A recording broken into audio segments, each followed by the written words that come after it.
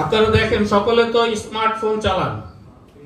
এই স্মার্টফোনে প্রত্যেকটি অ্যাপস আপনার কয়েকদিন পর পরই নতুন নতুন আপডেট আসে। এই আপডেটগুলো যদি আপনারা কন্টিনিউ না করেন তাহলে কিন্তু আপনি অ্যাপস ইউজ করছেন ঠিকই, কিন্তু আপনি নতুন ভার্সনটা পাচ্ছেন না। দেখবেন একই অ্যাপস আপনি চালাচ্ছেন, আপনার পাশে আরেকজন চালাচ্ছেন, উনি একই অ্যাপস ইউজ করে যেই সুবিধা নিতে পারছে আপনি পারছেন না। কারণ হচ্ছে আপনি সঠিক সময়ে আপডেট করতে পারেন না। তো আমাদের এই আত্মসমালোচনার মাধ্যমে আমাদের অভ্যন্তরীণ গণতান্ত্রিক চর্চা আমরা আপডেট করার সুযোগ পাই। এটাকে আমি অত্যন্ত ইতিবাচক ভাবে দেখি।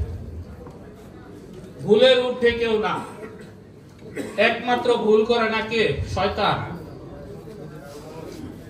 তাহলে ভুল ভ্রান্তি সকলেরই থাকবে এবং এটা যতটুকু প্রতিনিয়ত আপডেটের মাধ্যমে আমরা এটা যতটুকু নিয়ন্ত্রণের ভিতরে রাখতে পারি, নিয়ন্ত্রণ হারালে কিন্তু সেটা দুর্ঘটনা হয়ে যায়।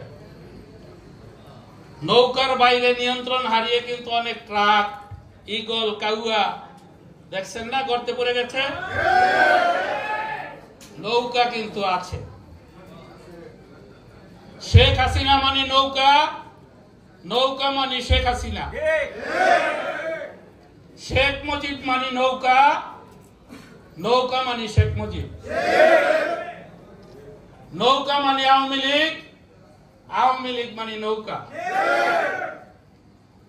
শেখ মুজিব, শেখ মুনি, শেখ হাসিনা, নৌকা, আওয়ামী লীগ সকল কিছুর সমন্বয়ে যুবলীগ। এই যুবলীগ এই রাস্তায় চলবে। এর বাইরে ট্রাক বলেন, লেগুনা বলেন, নসিমন, করিমন, কাউয়া, টিয়া, ঈগল, ছাগল, পাগল, এগুলার অবস্থান হবে না। বাংলাদেশ আওয়ামী যুবলীগের সফল চেয়ারম্যান, যুবলীগের প্রতিষ্ঠাতা শহীদ শেখ ফজলুল হক মনির পবিত্র রক্তের উত্তরসূরি শেখ ফজলে শামস পরশ ভাইও তো আমাদের নৌকার ইলেকশন গাজীপুরে এসে করে গেছে।